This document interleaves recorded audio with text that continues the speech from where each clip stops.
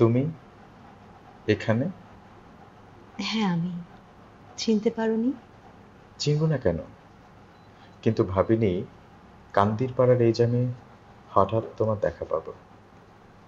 আমিও ভাবিনি। কেমন আছো তুমি? যেমনটা রেখে গিয়েছিলে শ্মশান গাছার ওই পারে, তুমি? আমি তো আছি। ভালো। ভালোই? নাকি ভালো থাকার ভান? ভান হবে কেন? তবে হ্যাঁ, মাঝে মাঝে ধর্মসাগরের পাড়টার কথা মনে পড়ে। মনে পড়লে আসো না কেন? আসবো? কোন মুখে?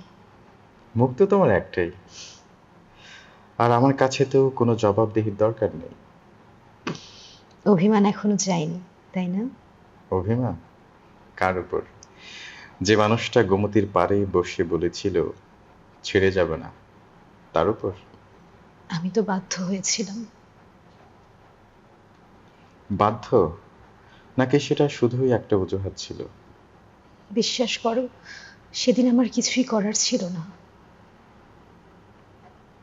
থাক, আর পুরনো কথা না তোলো। মাতৃভাণ্ডারে যাবে? এখন? হ্যাঁ, এখন। নাকি তোমার আবার তাড়া আছে? না, তাড়া নেই। চলো, যাই।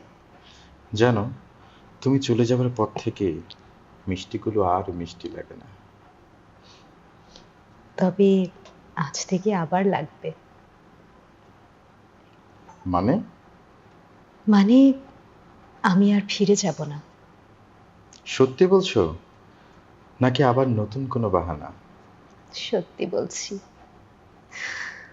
এবার এবার আর কোনো বাহানা নেই। যদি আবার হারিয়ে যাও?